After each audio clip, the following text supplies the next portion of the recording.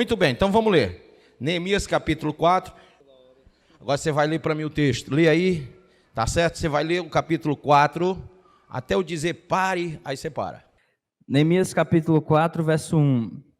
Tendo Sambalate ouvido que edificávamos o muro, ardeu em ira, e se indignou muito, e escarneceu dos judeus. Então falou na presença de seus irmãos e do exército de Samaria e disse: que fazem estes fracos judeus? Permitisse-lhes isso?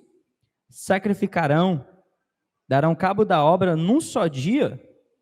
Renascerão, acaso, dos montões de pó as pedras que foram queimadas? Estava com ele Tobias, o amonita, e disse: ainda que edifiquem, vindo uma raposa, derribará o seu muro de pedra. Ouve, ó nosso Deus, pois estamos sendo desprezados. Cai o seu opróbrio sobre a cabeça deles, e faze que sejam despojo numa terra de cativeiro. Não lhes encubras a iniquidade, e não se risque de diante de ti o seu... Só para acompanhar aí, viu? Pois te provocaram a ira na presença dos que edificavam. Assim, edificamos o muro, e todo o muro se fechou até a metade de sua altura, porque o povo tinha ânimo para trabalhar. Mas ouvindo Sambalate e Tobias, os arábios, os amonitas e os asdoditas, que a reparação dos muros de Jerusalém ia avante e que já se começavam a fechar-lhe as brechas, ficaram sobremodo irados. Ajuntaram-se todos de comum acordo para virem atacar Jerusalém e suscitar confusão ali. Porém, nós oramos ao nosso Deus e, como proteção, pusemos guarda contra eles, de dia e de noite. Então, disse Judá: já desfaleceram as forças dos carregadores e os escombros são muitos, de maneira que não podemos edificar o muro. Disseram, porém, os nossos inimigos: nada saberão disto, nem verão, até que entremos no meio deles e os matemos. Assim faremos cessar a obra. Quando os judeus que habitavam na vizinhança deles 10 vezes nos disseram: de todos os lugares onde moram, subirão contra nós. Então, pus o povo por famílias nos lugares baixos e abertos, por detrás do muro, com as suas espadas e as suas lanças e os seus arcos. Inspecionei, dispus-me e disse aos nobres, aos magistrados e ao resto do povo: diga não, os temais. Lembrai-vos do Senhor, grande e temível, e pelejai pelos vossos irmãos, vossos filhos, vossas filhas, vossa mulher e vossa casa. E sucedeu que... Parou? Oh, glória. Muito bem, diga: Pai, essa é a tua palavra, fala ao meu coração e me ensina a tua palavra, em nome de Jesus. Pode assentar-se. Irmãos, nosso tema é legalidade. E Neemias, ele foi levantado por Deus, ele era copeiro na época do rei Artaxerxes. Para quem não sabe, Israel ficou nas mãos, o povo judeu, o povo hebreu ficou nas mãos do Império Babilônico muito tempo, mas segundo o profeta Jeremias, um homem chamado Ciro traria liberdade a Israel. E Ciro venceu Belsazar, filho de Nabucodonosor, dominou o Império Babilônico, deixou Dário, que era de sua confiança, um general seu, e de sua confiança, de sua família, para estar ali, na liderança de toda aquela região. E nós vamos ver então o período que Israel foi liberto, dessa situação, porém, nos achegando ao período de Artaxerxes, nós vemos que havia uma desolação muito grande na cidade e nos muros de Jerusalém. porque estavam em escombros. O Império Babilônico tinha destruído tudo. Estava tudo no chão, né? Tudo caído, as muralhas de Jerusalém e tal, o templo também. E a Bíblia fala que quando Daniel teve a visão das 70 semanas e foi revelado os 70 anos de exílio, o final dos 70 anos, no final das 70 semanas, quer dizer, na revelação das 70 semanas, nós sabemos que Daniel, ele faz uma oração. E no capítulo 9 de Daniel, Daniel expressa a situação do povo de Israel. Um povo totalmente decaído, um povo totalmente afastado por uma série de fatores. O povo havia dado legalidade espiritual, haviam desobedecido a Deus, haviam se afastado do Senhor, haviam feito o que é mal aos olhos de Deus. Isso tudo, Daniel vai falando na sua oração no capítulo 9, e abrindo o seu coração para Deus, pedindo perdão a Deus, ele declara o pecado de Israel. E aí, irmãos, todo esse pecado trouxe destruição, trouxe abandono, trouxe uma devassidão moral tão grande que Israel não ficou de pé, nem as muralhas da cidade de Jerusalém. Mas agora, Deus levanta Neemias para reconstruir as muralhas. E aqui no capítulo 4 fala que quando ele começa, tá? Quando ele vai começar a sua obra, ele tinha que realmente se esmeirar, porque ele sofria oposições para a reconstrução dessas muralhas. Ele sofreu por causa de inimizades, de pessoas que se declararam seus inimigos, como Gesem, Sambalate, Tobias, o árabe. A Bíblia fala que ele sofreu também algumas atitudes que o povo tomara durante essa obra. O povo muitas vezes não era sensível à orientação espiritual de Neemias, à orientação que ele dava para a reconstrução dos muros. E a Bíblia fala que ele sofreu dificuldades internas, como também os falsos amigos que estavam ao seu redor e boatos mentirosos que Gesem, Tobias levantavam contra ele ao rei Artaxerxes. Você vai ver isso no capítulo 6, no capítulo 4, no capítulo 5 de Neemias. E até profetas, irmãos, foram usados para trazerem falsas profecias para derrubarem Neemias. No capítulo 6 ele cita Noadia, né? Então, nós entendemos que a reconstrução dos muros de Jerusalém não foi uma obra fácil.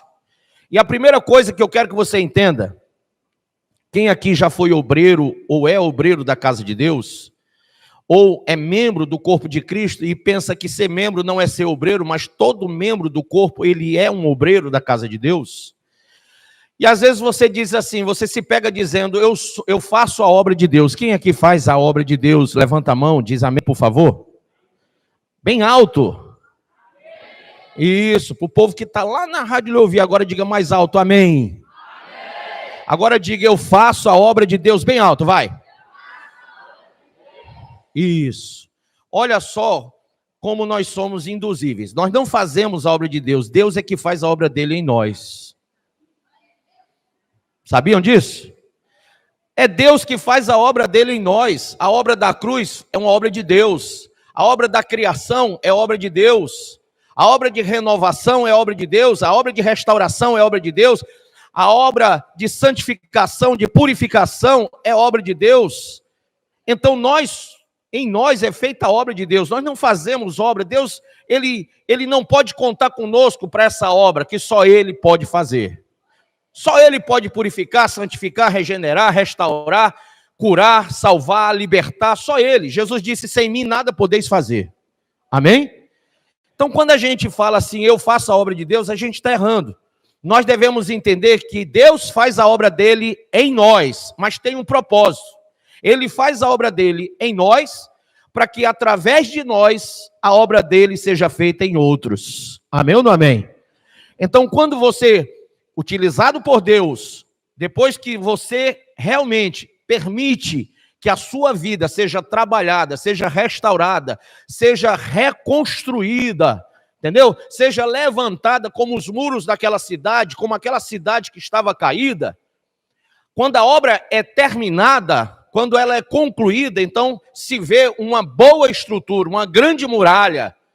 E essa grande muralha, ela tem um fim, é que sirva de lugar de edificação ao povo de Deus.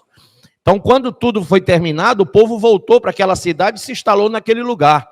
Então, nós somos chamados casa de Deus, nós somos chamados santuário do Deus vivo, amém ou não? Templo e morada do Espírito Santo.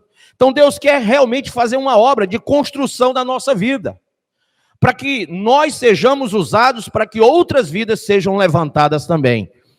E essa, gente, é a situação, é que a igreja do século 21, ela está passando por um constante ataque, como Neemias, através de inimizades, através de dificuldades variadas, falsos amigos, boatos, falsas profecias. Neemias teve muita dificuldade de levantar esses muros. E a Bíblia diz que ele orava diante dos seus inimigos para poder aquele serviço ser inteiramente feito, né? Ele orava, ele colocou vigias, aí você vai ver em Neemias 4, versículos 7 ao 9, vamos ver aí. Mas ouvindo Sambalate, Tobias, os arábios, os amonitas, os asdoditas, que a reparação dos muros de Jerusalém ia avante, e que já se começavam a fechar-lhe as brechas, ficaram sobremodo o quê? Irados, diga irados. Você acha que o inimigo fica contente quando você é trabalhado por Deus? Pela palavra de Deus, pelo Espírito de Deus, pelo sangue do Cordeiro de Deus? Quando a obra de Deus começa a ser feita em você, você começa a perceber as brechas que estavam sendo abertas. Você começa a perceber os buracos da sua vida. Quantas brechas, quantos buracos estão ainda aí, mesmo depois de anos de evangelho, anos em que você tem procrastinado, tem demorado muito a permitir uma ação gloriosa de Deus na sua vida. E muitos irmãos dizem, mas por que eu estou fraco? Ou por que eu sou tão inseguro? Por que eu sou tão inconstante? Por que eu me abalo com todas as coisas que acontecem em volta de mim? Assim como na reconstrução dos muros de Jerusalém, o projeto do Evangelho da Graça em Cristo Jesus também sofre ataques. E ataques do inimigo, que está sempre buscando uma brecha. Diga uma brecha. Diga de novo, uma brecha. Ora, veja aí o que é que diz em Efésios capítulo 4, versículo 27. Um texto muito pequeno, mas ao mesmo tempo muito grande na sua essência. Diz assim, eu vou dizer para você, não deis lugar ao diabo. Amém? Ou seja, não deixe uma brecha aberta na sua vida, não deixe um buraco aberto na sua vida. Deus quer reconstruir as muralhas, Deus quer reconstruir essa cidade santa, Deus quer fazer o santuário no seu coração, Deus quer fazer você templo e morada do Espírito dele. Mas, irmãos, a primeira pergunta, o primeiro questionamento é, de que adiantava para Neemias ter uma muralha cheia de buracos e de brechas? O inimigo ia passar, sim ou não? Então a primeira coisa que ele vai tentar é onde tem buraco, onde tem brecha. Ele olha, o muro era baixo, então eles começam a trabalhar para subir o muro, porque o muro tem que ficar numa altura que fique impossível para o seu inimigo, amém? Quando o muro fica impossível para o seu inimigo, por cima não dá, então o inimigo vai tentar por baixo. E por baixo tem que ver onde tem brecha, onde tem buraco. Muitos crentes trabalham no sentido de que estão eles mesmos fazendo a obra de Deus, quando na verdade eles deveriam permitir que a obra de Deus fosse feita neles, porque o Espírito Santo ele vai nos convencer das brechas, dos buracos. Quando nós somos sensíveis à voz do Espírito Santo, quando nós entendemos as coisas espirituais, nós percebemos por onde vem o ataque. Amém ou não amém?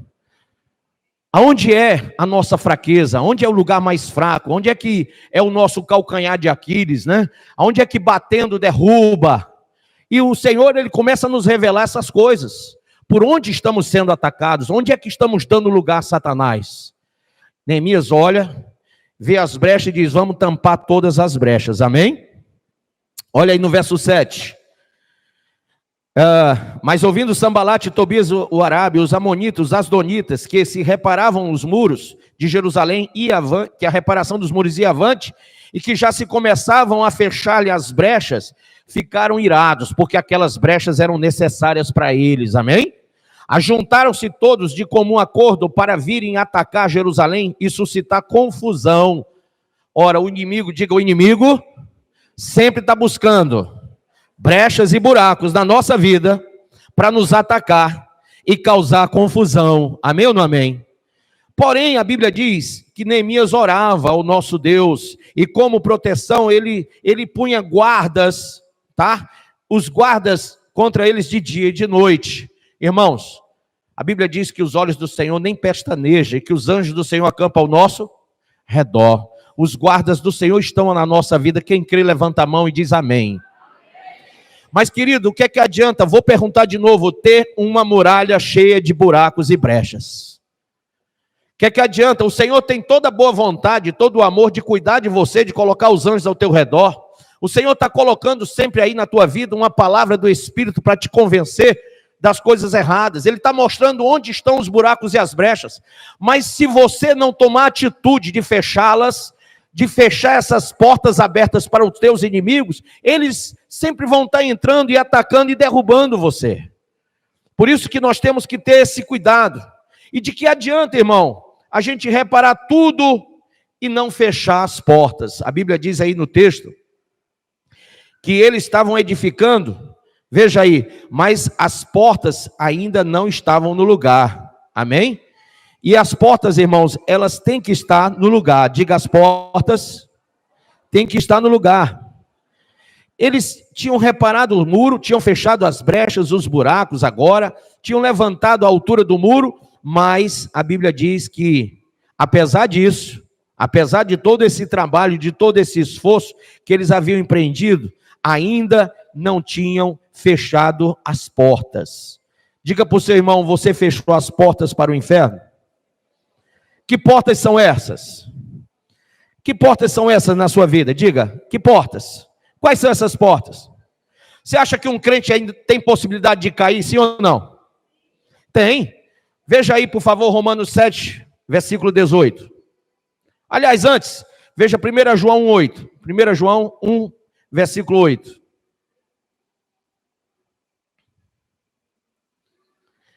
Tem muito crente que diz, não, eu estou bem, não tem nada ruim na minha vida. Não estou em pecado, não pratico mal, sou bom para todo mundo. Veja aí.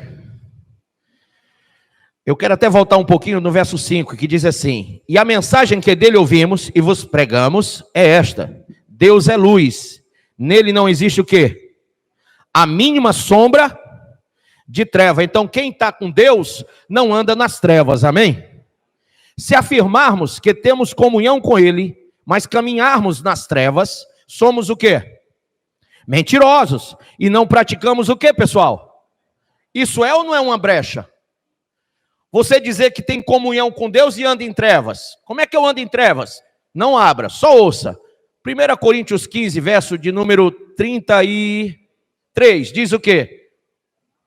As más companhias corrompem os bons costumes.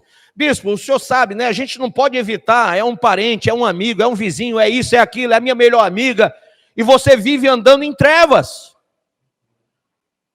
Você vive andando em trevas. Pessoas que ficam utilizando essas brechas emocionais, essas brechas do teu coração. Mas, bispo, o senhor sabe, eu amo essas pessoas, eu tenho um carinho por elas. Irmãos, o coração do homem é o quê? É enganoso e o que mais? Corrupto. Olha só, nem Adão e Eva estavam aonde quando pecaram? No paraíso, na presença do Altíssimo. Eles tinham tudo para não pecar e mesmo assim deram lugar ao diabo. Mesmo assim abriram a brecha. Mesmo assim fizeram o que não podiam, o que não deviam fazer. Olha só, estava lá os filhos de Adão e Eva, o Caim e o Abel. O Caim podia ter trazido uma outra oferta no dia seguinte. Deus deu a ele toda a oportunidade para que ele pudesse resolver, regenerar, renovar, ajeitar a situação, mas não. Ele preferiu dar a brecha do ódio, da mágoa, da raiva, da inveja, e ele mata o seu irmão Abel. Então, queridos, nós temos essa tendência de darmos brecha. Então, olha o que o texto diz. Verso 6. Se afirmamos que temos comunhão com ele, sabendo que ele é luz e que nele não há uma sombrinha sequer de treva. A gente diz que tem comunhão com Deus, comunhão no grego é koinonia, amém? Que quer dizer caminhar junto, estar com ele e ele conosco.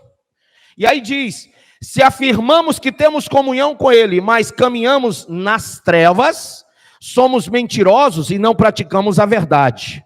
Se, no entanto, andamos na luz como ele está na luz, temos plena comunhão. Olha, a palavra plena, plenitude. Estamos realmente por cima, amém? Chegamos ao ápice.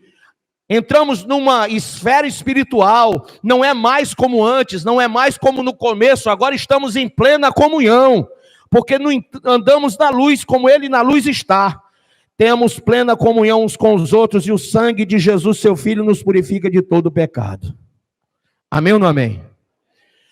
Mas, se declaramos que não temos pecado algum, enganamos a nós mesmos. E a verdade não está em nós. Se confessarmos os nossos pecados, ele é fiel e justo para nos perdoar todos os pecados e nos purificar de qualquer injustiça. Se afirmarmos que não temos cometido pecado, nós o fazemos mentiroso e sua palavra não está em nós. Quem entendeu isso? Irmão, tem muita gente que não reconhece o pecado, que não reconhece a sua prática de treva. Mas o fato que você está afastado de Deus é porque você tem caminhado achando que está na luz, mas tem caminhado nas trevas. Sabe esse pensamento que você não precisa de igreja para ser crente? Quem já ouviu isso? Quase todo mundo, hein? Olha como o diabo prega bem, né? Olha como o pregador Satanás, que foi criado lá no céu, hein? E a Bíblia diz que ele é pai da mentira, ele é mentiroso e pai da mentira, enganador desde o princípio. Veja como ele está enganando. Como que você pode aceitar a possibilidade de ser igreja e não estar em comunhão? Como que existe alguma parte de um corpo, porque ser igreja é ser corpo? Como que eu faço parte de um corpo se eu sou um membro afastado do corpo? Imagine a sua mão afastada do seu corpo. Ela apodrece ou fica inteira? Apodrece. Então imagine a mentira do diabo de dizer que um membro do corpo pode ficar distante do corpo e mesmo assim ser corpo, e mesmo assim estar bem, e mesmo assim não apodrecer. O pecado apodrece você. O distanciamento do corpo, da comunhão, da luz, apodrece você. A Bíblia diz, quanto mais você vê que o tempo se aproxima, que tempo é esse? Da volta de Jesus, estejamos congregados e não saiamos da congregação como é costume de alguns. Amém? Estar congregado é estar firme no corpo. Estar firme no corpo é estar ligado pela palavra e pelo Espírito. Irmão, o século 21 tem rejeitado Jesus, tem rejeitado a igreja. Na Inglaterra, eu estava vendo uma notícia hoje, que uma mulher, escute isso, foi presa porque ela cantava, e ela foi multada, porque ela cantava hinos de adoração a Deus no meio da rua. Você pode imaginar isso? Na Inglaterra hoje, pessoas que fizerem oração no meio da rua são presas. Mas uma pessoa pode falar à vontade, desde que não seja nada de Deus na Inglaterra. Elas podem sair nas ruas, elas podem sair seminuas, elas podem liberar-se de todas as suas convicções de pudor, e podem, fazer tudo que der na cabeça, que não são presas. Mas no momento que elas abrirem a boca para glorificar a Deus, isso já é motivo de serem multadas e até presas na Inglaterra. Imagina isso. A Inglaterra, que foi um dos berços do Evangelho. Olha só, um dos berços do Evangelho. Você que tem aí a sua Bíblia com a tradução de William Tyndale, é uma Bíblia que foi traduzida na Inglaterra, né? Você que tem aí a sua Bíblia com tradução de John Hus, de John Wycliffe, foi tudo na Inglaterra essas traduções. Imagine vocês que hoje um dos berços do Evangelho, né, a Alemanha e a Inglaterra rejeitam Jesus, rejeitam a igreja, rejeitam a palavra de Deus, veementemente. Por isso, irmãos, Neemias, quando foi incumbido de reconstruir as muralhas, ele teve cuidados de colocar gente vigiando de dia e de noite. Ele não só fez isso, ele armou todos eles com espadas, escudos e lanças. Porque o povo tinha que estar atento, porque o inimigo podia vir de qualquer lado, a qualquer momento, aproveitando qualquer brecha. Qualquer brecha. E a Bíblia diz que o diabo anda ao nosso derredor buscando a quem possa o quê? Devorar. Sabe, quem lembra daquela história da 100ª ovelha? Quando o pastor percebeu que uma ovelha saiu do pasto, foi o que ele fez? Deixou 99 no aprisco e foi atrás da 100ª, sim ou não? Sabe por quê? Porque quando a ovelha sai do pasto, ela está sujeita às feras do campo. E o pastor que ama a ovelha, ele vai buscar a ovelha e trazer de volta ao redil, ao pasto, para ser cuidada, para ser limpada. Assim que ele vê a ovelha, a Bíblia diz que ele trata dela, ele cura as suas feridas, e sabendo que a ovelha está cansada de fugir dos animais do campo, ele coloca essa ovelha sobre os ombros e traz ela de volta. A mesma coisa acontece com a mulher que perdeu uma dracma, uma joia. Ela procura por toda a sua casa, e procura, e em um certo momento ela consegue encontrar a dracma perdida. A Bíblia diz que quando ela encontra, ela faz uma grande festa, porque aquela dracma perdida foi achada, amém? Da mesma sorte, irmão, quando o filho pródigo saiu da casa do pai e voltou para a casa do pai depois de muito sofrimento, o pai, quando vê o filho que estava perdido e foi achado, ele corre ao encontro do filho e o abraça e festeja, porque esse filho estava morto e reviveu, estava perdido e foi achado. Então nós temos que entender que nós não podemos mais dar lugar ao diabo, não devemos deixar brechas abertas, buracos abertos, muros baixos, não temos que facilitar para os nossos inimigos. O diabo, ele anda ao derredor buscando devorar você, e aquele mau sentimento, aquele mau pensamento, aquela coisa que você guarda no coração, é uma brecha, é uma forma clara de Satanás matar, roubar e destruir a sua alma. Tem muitas coisas que a Bíblia declara, mas quando um crente está caído, irmão, ele está caído, porque, em primeiro lugar, a Bíblia diz aqui em 1 João 1,9, que ele deixou de vigiar, amém? E se ele não vigiar, ele vai cair. Diga para o seu irmão, se você não vigiar, você vai cair. Segunda coisa, o crente caído, ele fica infeliz. Por mais que ele ateste que está feliz, por mais que ele coloque na rede social, por mais que ele faça aquela como que chama a foto? Aquela selfie de alegria, né? Colocando o que mais? O que é que coloca para ficar bonito? Como é o nome? Filtro. O meu celular não tem filtro, eu sou bonito toda foto, viu?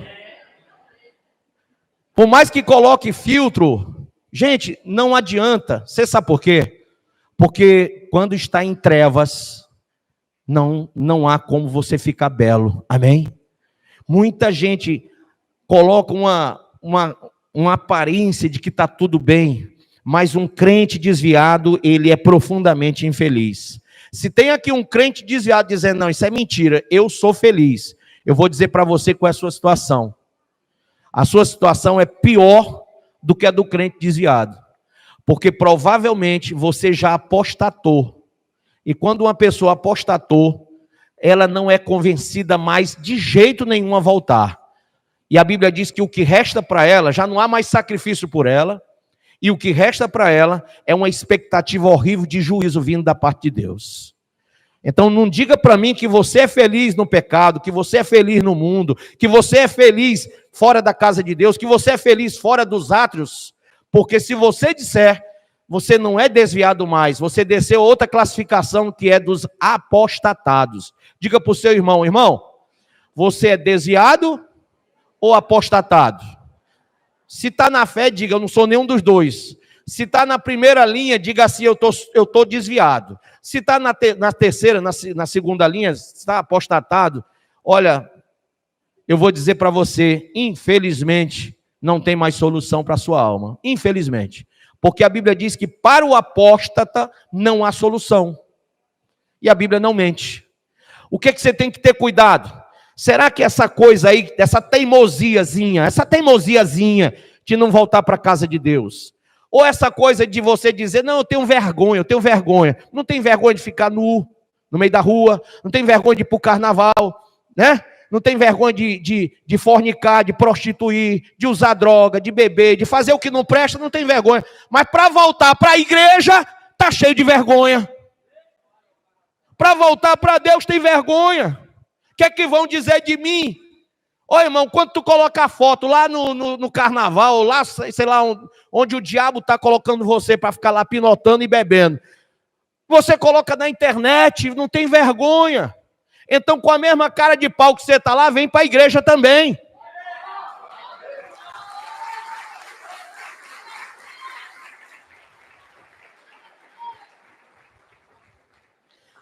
Só uma confissão sincera pode levantar o caído. Só uma confissão autêntica, verdadeira. Abra aí no Salmo 32. Salmo de número 32.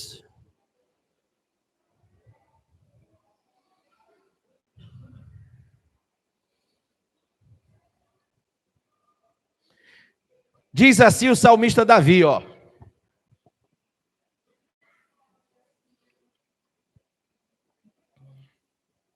Bem-aventurado aquele que tem suas transgressões ou pecados perdoadas e seus pecados apagados.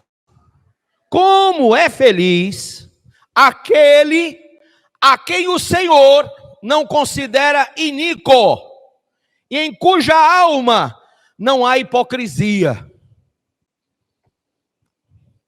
Enquanto mantive meus pecados, disse Davi, ó, inconfessos, meus ossos se definhavam e a minha alma se agitava em angústia. Ora, eu quero dizer para você que essa situação de Davi não é boa, mas é melhor do que não sentir nada. É melhor do que você achar que está tudo bem. Porque ele diz que os ossos dele estavam como? Definhando, diga definhando.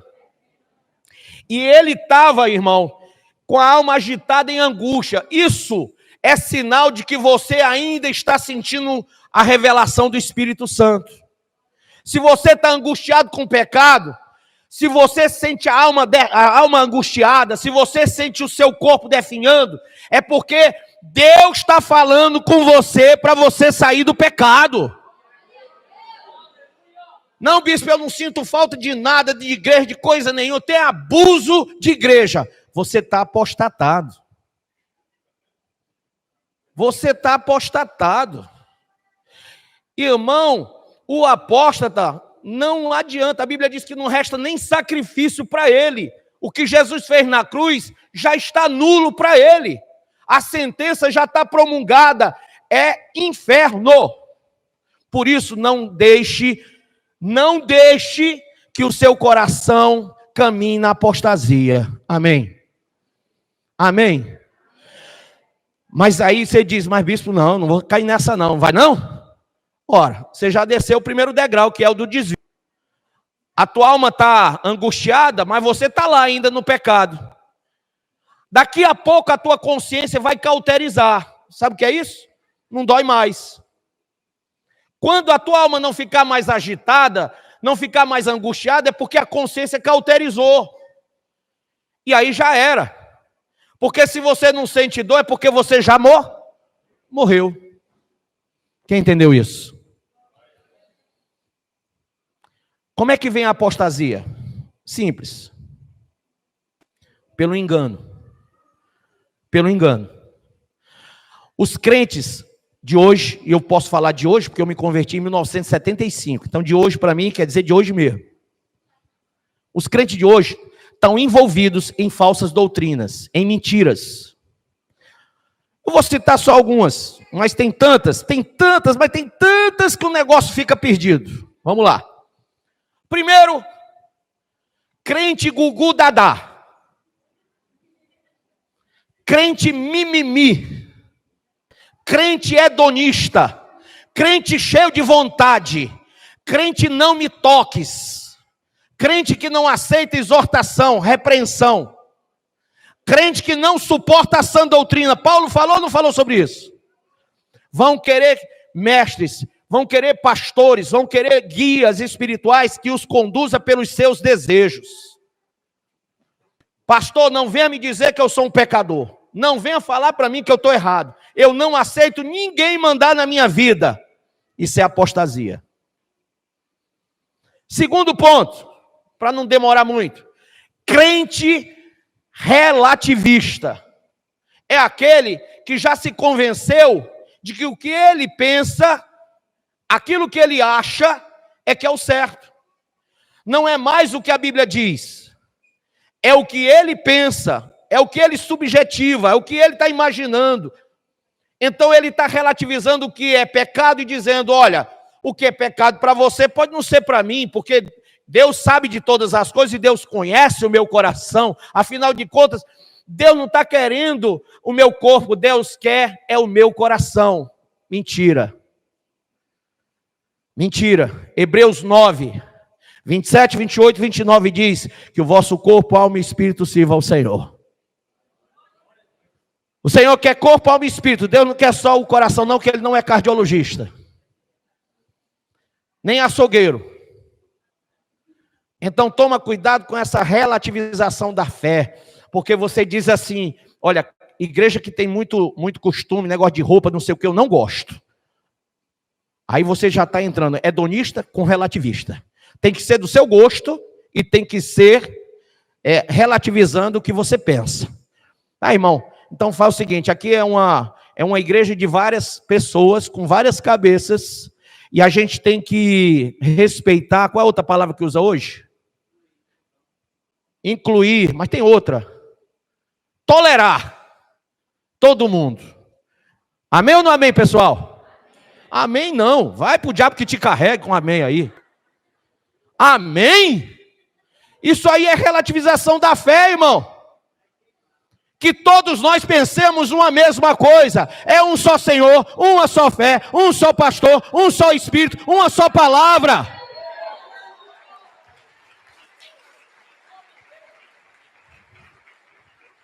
Cuidado, hein, queridos? Vocês estão sendo relativizados pelos maus guias. Os espíritos do engano estão por aí dizendo que todo mundo pode ser recebido de todo jeito. Não, esse lugar é chamado Casa de Deus, Porta do Céu, Betel do Senhor. Irmão, ninguém pode se apresentar impuro diante do Altíssimo, irmão.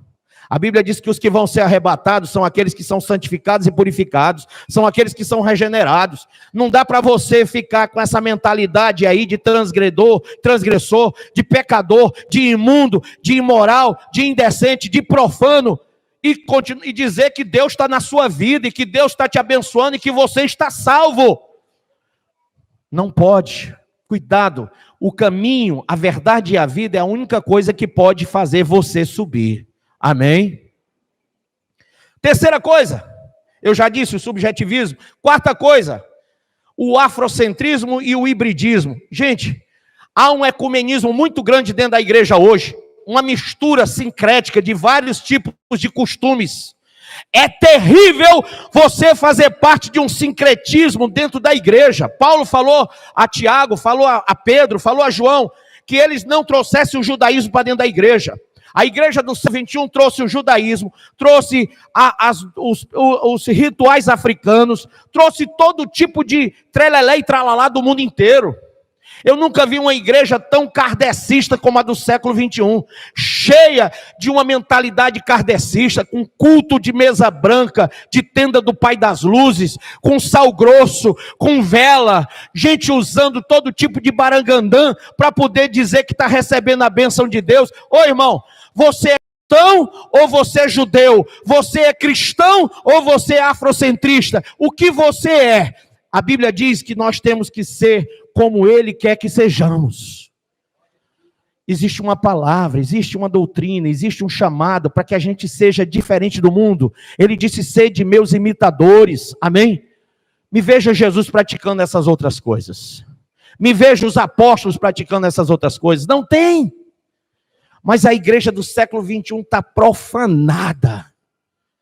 O que era para ser uma grande construção, o que era para ser grandes muralhas com cidade edificada sobre a rocha, um povo abençoado, um povo regenerado, um povo que cultua o Senhor em espírito e em verdade, tornou-se uma geração de Eli.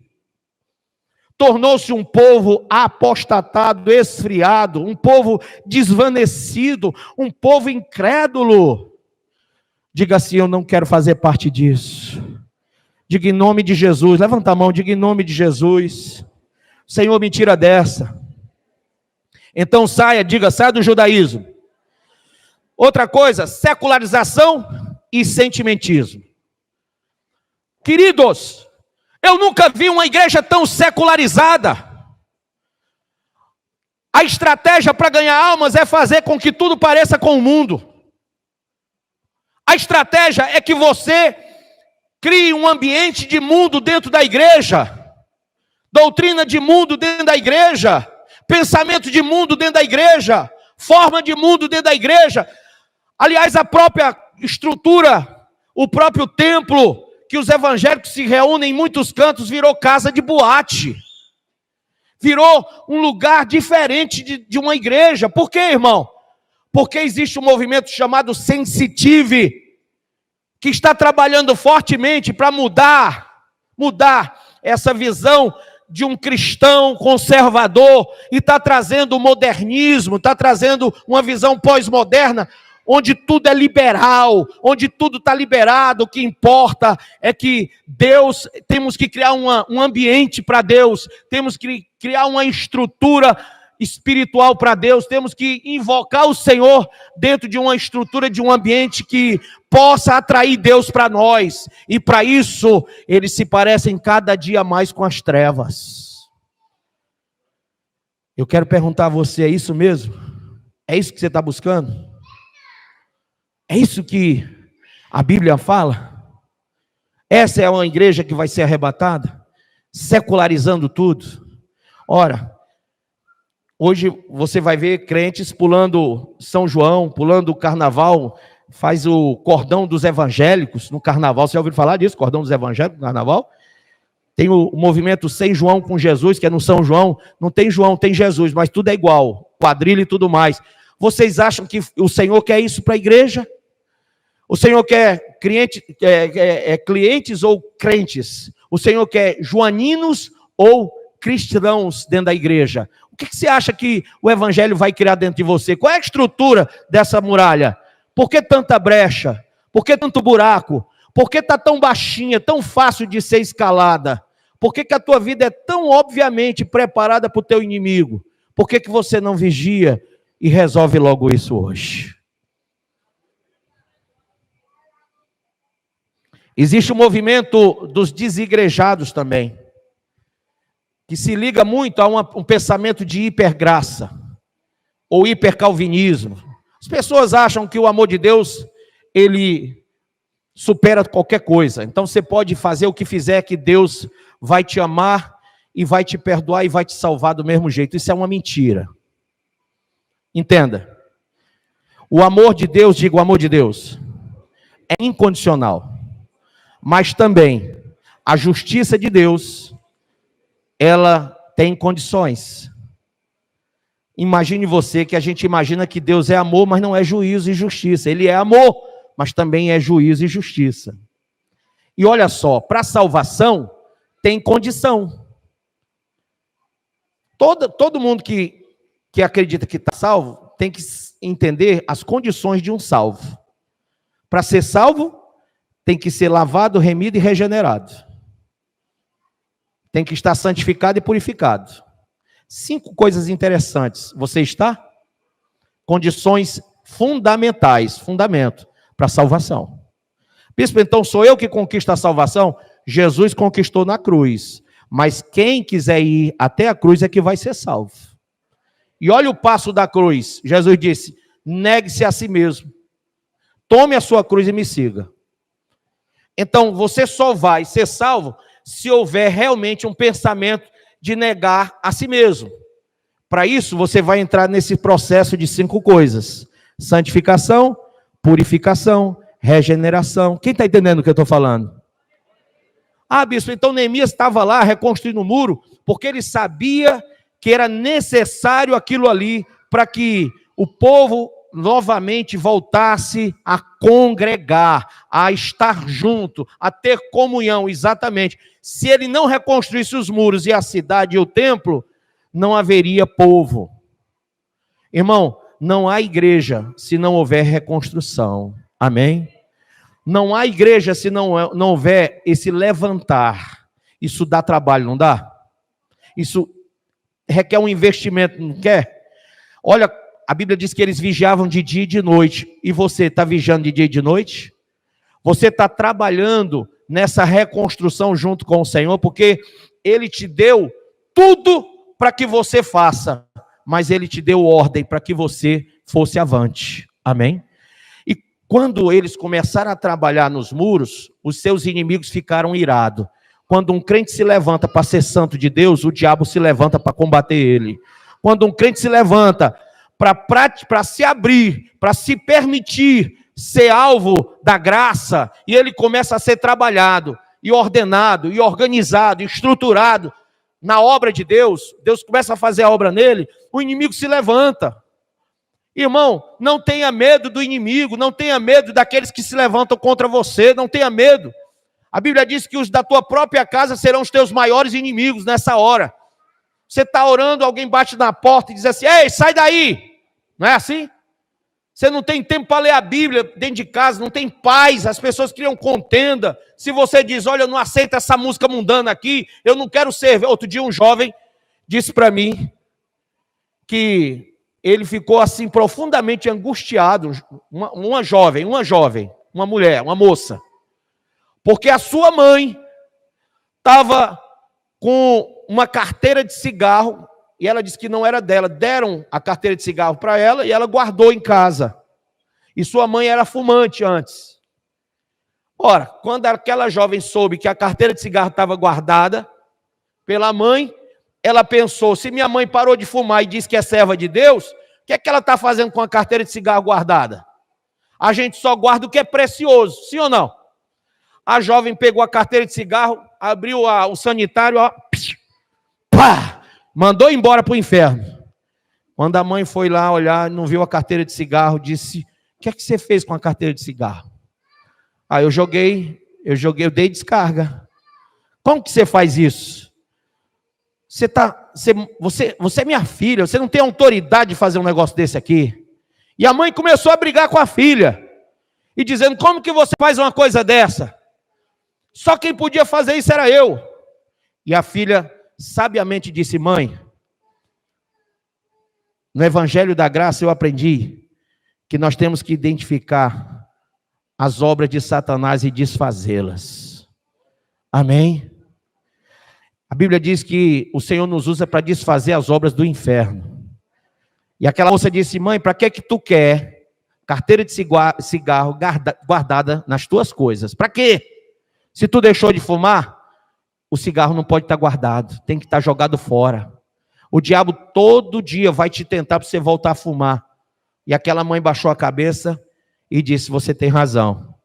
Eu guardei porque eu estava sendo tentada todo dia. Eu olhava para o cigarro e suava e dizia: não vou. Mas a minha segurança é que eu tinha a carteira lá. Na hora que eu quisesse, eu daria uma tragada. E eu me desesperei porque você pegou e jogou fora. Mas você tem razão. Enquanto estava ali, era pior para mim. E a mãe agradeceu a filha. Amém? Você já agradeceu o seu filho que tirou da sua frente a tentação? O seu irmão, a sua mulher, que diz: ó, não saia para o bar, não vá com essas más amizades para o bar, não ande com o fulano, não ande com o Beltrano. Ou seu pai e sua mãe que diz: olha, esse tipo de gente não é para você, não ande com esse tipo de gente. vão lhe corromper, vão lhe afastar da igreja, vão lhe afastar de Cristo. Você já agradeceu o seu familiar por isso? Muitas vezes, você não sabe, mas esse familiar está sendo usado por Deus para te tirar das mãos, das garras do inferno. Amém ou não amém? E do contrário também, às vezes, o próprio inferno usa um familiar para te empurrar lá para dentro. Você tem que estar vigiando todos os dias. Amém? Irmãos, dentro de todo esse conceito, eu quero terminar falando que há uma aresta muito grande no Evangelho, que é o pragmatismo religioso. As pessoas estão acreditando que o que dá certo é que é bom, que os fins justificam os meios. É uma coisa maquiavélica, porque Maquiavel disse que os fins justificam os meios. E as pessoas acreditam nisso. E elas, cada dia, elas estão buscando outro meio de salvação, outro meio de justificação, outro meio de serem libertas. E existem muitas formas que Satanás está trabalhando para convencer os crentes do século 21 de que eles estão libertos, que estão salvos e de que eles não precisam de mais outra coisa a não ser ficarem sendo proselitados com costumes, com ideologias, com falsas campanhas, entendeu? Com práticas que, na verdade, são vãs. E por que é vão? Porque não é bíblico, porque não foi ordenado por Cristo e pelos apóstolos. Por isso, eu quero terminar aqui com um texto muito importante. Abra aí, por favor, em 1 Tessalonicenses 5. Capítulo 5.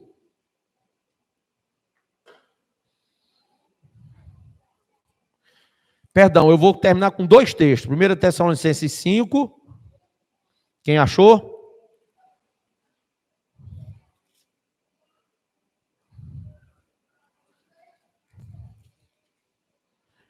Diga amém. Posso ler?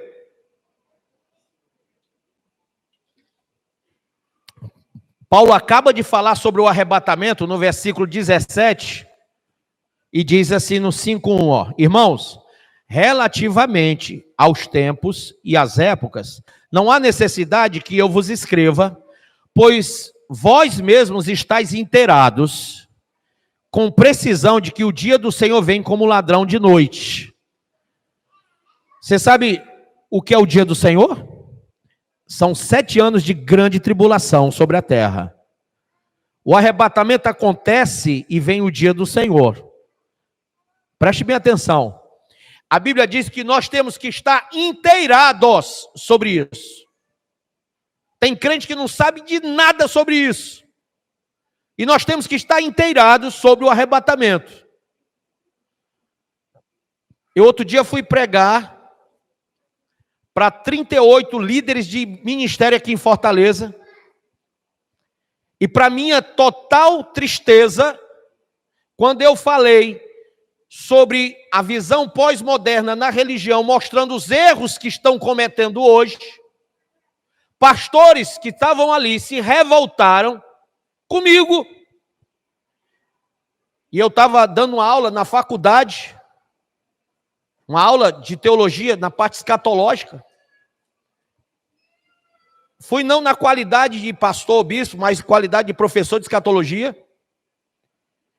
E os alunos, todos eles pastores, não formados, porque não se deram ao trabalho de se formar antes de ser pastor, reclamaram, porque eu estava apontando os erros que eles estavam introduzindo dentro da igreja deles. E quando eu falava de cada um, sabe qual foi a resposta deles? O senhor está certo, mas se eu tirar isso da igreja, o povo vai embora. O senhor está certo, mas se eu tirar aquilo ali da igreja, o povo sai. O senhor está certo, mas se eu tirar isso outro, não fica um.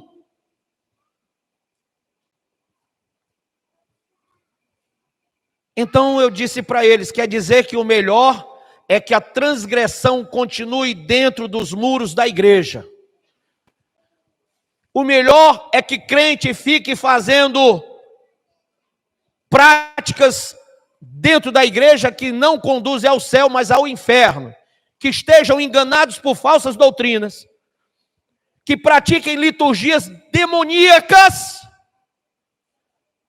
porque vocês não querem perder a plateia. Sendo bem claro, vocês não querem perder o dinheiro que essas pessoas trazem para manter vocês, seus fariseus hipócritas.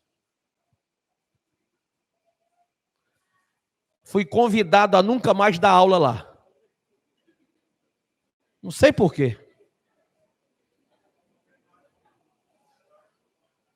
A verdade dói, né, irmão? Nunca mais quiseram que eu fosse dar aula lá, não sei por quê. Deus é tão bom que eu estou agora em 12 rádios, em 5 TVs, em 20 TVs web, em 5 vezes a cabo, e daqui, eu vou aumentar esse negócio. E eles vão me ouvir nem que não queiram. O povo deles vai me ouvir. Teve um pastor que disse: bispo, eu tenho 500 pessoas na minha igreja, o senhor pode ir lá levar uma palavra? Posso. Quando ele me ouviu pregando, ele disse: bispo, mas o senhor não vai pregar isso lá não, né? Eu disse: vou sim. Ah, bispo, se o senhor for, vai complicar para mim. Eu digo: vem cá, quer dizer que tu está mentindo para o povo? Não, não é bem assim não. Eu só não estou falando isso que o senhor está dizendo, isso, mas é isso que eu estou dizendo, é o que Jesus mandou falar. Ah, bispo, desse jeito não vai não. Eu vou logo lhe dizer uma coisa, irmão. Se eu for na tua igreja, eu vou falar a verdade. Eu vou arrebatar aquele povo todo de lá. Vou com eles para debaixo de um cajueiro, mas eu levo tudinho para o céu. Porque tu está enganando o povo. Tu está mentindo para o povo. E o pior, tu é ignorante, não sabe a verdade e não quer aprender. Perguntei para aquele homem: tu é formado em alguma coisa, irmão? Não. Não estudou teologia, não. Meu filho sabe alguma coisa sobre escatologia bíblica? Não. Meu filho conhece alguma coisa sobre apologética? Ele é apolo de quê? Ah, meu filho não sabe nada, né? Está naquela música, nada. Aí vai para frente de um púlpito pregar o quê, meu filho? 30 anos de ministério sem saber o que está pregando. A Bíblia diz que eles falariam de uma fé que não entendem. Imagina isso. Por que está assim de desviado? Por que está assim de gente que não suporta mais igreja? Porque entraram num antro de demônios. Entraram em lugares onde os demônios são cultuados. E o diabo não se importa que você fique lá, mas ele se importa que você escute isso aqui que eu estou falando. Porque isso aqui leva você ao conhecimento da graça. Isso faz você uma pessoa como Neemias, que vigia, que fecha as brechas, que busca conhecimento para não deixar o teu inimigo entrar no teu coração, que não aceita indulgência, que não aceita erros de lideranças falsas. Amém ou não amém? Querido, hoje, por favor, vigia no teu coração. Quantas brechas, quantos buracos, em que altura está o muro do teu templo? Por que você está tão fácil de ser conduzido para o mundo? Por que está tão difícil de trazer você de volta para o reino? Por que apesar de ter um bocado de anjo, quem crê que tem anjo nesse lugar? A Bíblia diz que foram 2 buscar a família de Ló, não foi? 2. Aqui tem milhões de anjos. Eles vieram buscar você para tirar você de Sodoma e Gomorra. Sodoma e Gomorra. A Bíblia diz que o período do arrebatamento seria a época de Sodoma e de Gomorra, e como na época de Noé. O povo estava todo contaminado de pecado naquela época. Eu estava vendo uma lei hoje que estão querendo nascer, desde 2015 que estão tentando aprovar, para pai e mãe casar com os filhos. Inclusive tem no documentário dessa lei que está tramitando no Senado, no Congresso e no Senado, desde 2015, viu? Testemunhos de mães e pais dizendo que tem tesão nos filhos. Você entendeu isso ou não, que eu falei? Isso é diabólico ou não? Isso é diabólico ou não, igreja?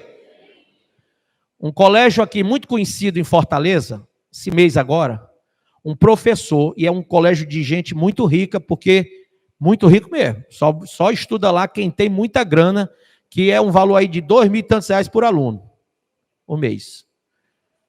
Escute bem, eu não vou dizer o nome, porque processo dói, né? Saiu uma foto e um vídeo, para não dizer que é só foto, vídeo também, para não dizer que é montagem. Eu tenho uma foto e tenho um vídeo, para matar a cobra e mostrar o pau. O professor beijando um rapazinho, um aluno, na boca. Esse professor foi posto para fora do colégio. Parabéns para o colégio. Porém, o aluno processou o colégio por homofobia. Eu pergunto a vocês, olha como o mundo é hipócrita. Primeira coisa, colégio não é lugar para isso, é? E professor é para fazer isso? Agora vejam aí as feministas que estão espalhadas nesse lugar, que tem que deixar o feminismo, viu? Porque feminismo é do cão. Mas presta atenção. Se fosse um professor beijando uma aluna adolescente, seria o quê? Assédio. O que mais? Pedofilia. Olha só. Assédio e pedofilia, porque é uma moça. Mas como é um rapaz, ninguém falou em assédio e pedofilia. Falou em homofobia do colégio. Quem entendeu? Então o professor não tinha culpa nenhuma, bichinho. Não assediou ninguém. Porque era um rapaz. E hoje eu vi também uma mãe. Quem aqui é mãe? Levanta a mão. Uma mãe foi conduzida à delegacia porque a filha dela, de apenas 11 anos de idade, entrou no banheiro feminino e um rapaz, um cabra de 18, 19 anos, que se acha mulher, entrou também lá e a mãe foi buscar o cabra pelas bitacas. Porque mãe é como uma leoa, sim ou não, mulheres? Mexa com tudo, mas não mexa com minha cria. Sim ou não, mulheres? Pois então ela foi lá e pegou o cabra pelas bitacas e levou lá para fora. Pronto. O cara chamou a polícia para ela. E ela teve que responder na delegacia, porque não aceitou que um homem entrasse no banheiro de mulher. Vocês estão acreditando nisso? Isso aí é o mundo de hoje. Isso não foi lá em Nova York, não. Foi aqui no Brasil. Agora eu pergunto, por que tudo isso está acontecendo? Porque os cristãos do século 21 deixaram de ser cristãos. Deixaram de assumir os valores cristãos. Deixaram de ensinar os filhos o caminho que deve andar. Deixaram de congregar. Quem entendeu congregar? Não é frequentar a igreja não, meu filho. É congregar. É fazer parte do corpo.